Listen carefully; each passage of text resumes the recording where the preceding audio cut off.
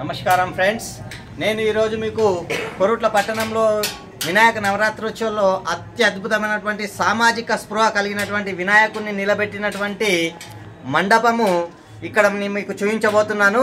చూడండి, ఇక్కడ ఏర్పాటు చేసినటువంటి వినాయకులు మొత్తం కూడా మట్టితో తయారు చేసినటువంటి వినాయకులు మాత్రమే. ఈ వినాయకుల్లో మనకు చాలా సముచితమైనటువంటి మెసేజ్ని, సమాచారాన్ని మనకు ఇక్కడ ఉన్నటువంటి భక్తులు మనకు అందజేయడం జరుగుతున్నది.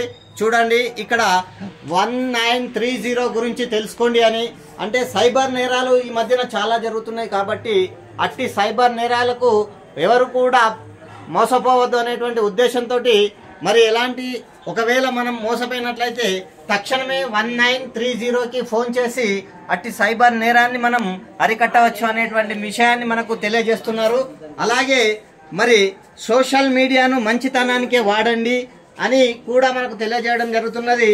అంటే ఈ రోజుల్లో సోషల్ మీడియా అనేక రకాలుగా మంచి కంటే చెడుకే ఎక్కువగా ప్రాముఖ్యత లభిస్తున్నది కాబట్టి అలాంటి దాన్ని సంబంధించి సోషల్ మీడియాను మంచిగా వాడుకుందాం అనేటువంటి ఉద్దేశంతో దీన్ని కూడా ఏర్పాటు చేయడం, ప్రజలకు తెలియజేయడం అనేది జరుగుతున్నది.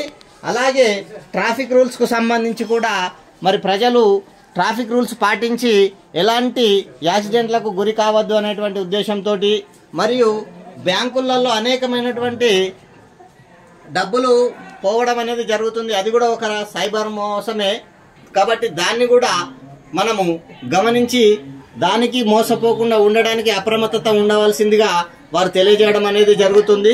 మరియు అన్నిటికంటే ఇంకొకటి ముఖ్యమైనటువంటిది ఏంటిది అని అంటే, మనం ఫోను పరధ్యానంలో ఉంటూ రోడ్డు మీద ఫోన్లను చూసుకుంటూ నడవడం అనేది జరుగుతుంది. అలాంటి కార్యక్రమం చేస్తున్నప్పుడు అనుకోకుండా అనేకమైనటువంటి యాక్సిడెంట్లు అనేది జరుగుతుంది. కాబట్టి ఇలాంటి అనేకమైనటువంటి తప్పిదాలు తెలిసి ప్రజలు చేస్తున్నారు కాబట్టి అట్లాంటి తప్పులను మనం చేయొద్దు అనేటువంటి ఒక మంచి సదుద్దేశంతో వీళ్ళు ఇక్కడ ఈ యొక్క గణపతిని ఏర్పాటు చేయడం అనేది జరిగింది. అలాగే ఇంకొకటి కూడా ఏర్పాటు చేసిరు, మీ ఆశే వారి పెట్టుబడి. అంటే మనం అత్యాశకు పోయి ఏది చెప్తే అది నమ్మి ఊరికేనే మనం మోసపోవడం అనేది జరుగుతుంది.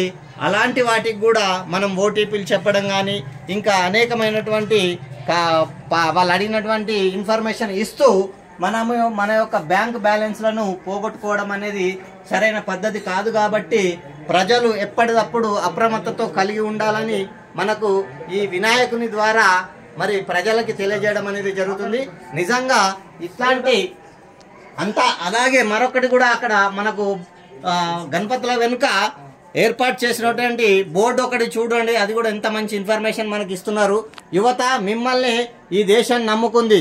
మీరే కాలక్షేపం కోసం అనవసరమైనటువంటి సెన్సేషనల్ వీడియోలు తీస్తూ రీల్ తీస్తూ బెట్టింగ్లు ఆడుతుంటే ఇక భారతదేశాన్ని ఎవరు కాపాడతారు చెప్పండి అనేటువంటి ఒక మంచి ఉద్దేశాన్ని కూడా వాళ్ళు ప్రజలకు తెలియజేయడం అనేది జరిగింది.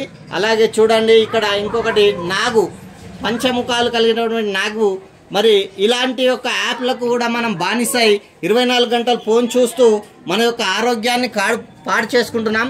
అలాంటిది కూడా ఆరోగ్యాన్ని కాపాడుకోవాలి అనేటువంటి ఒక మంచి ఉద్దేశాన్ని కూడా వాళ్ళు మనకు తెలియజేయడం జరిగింది.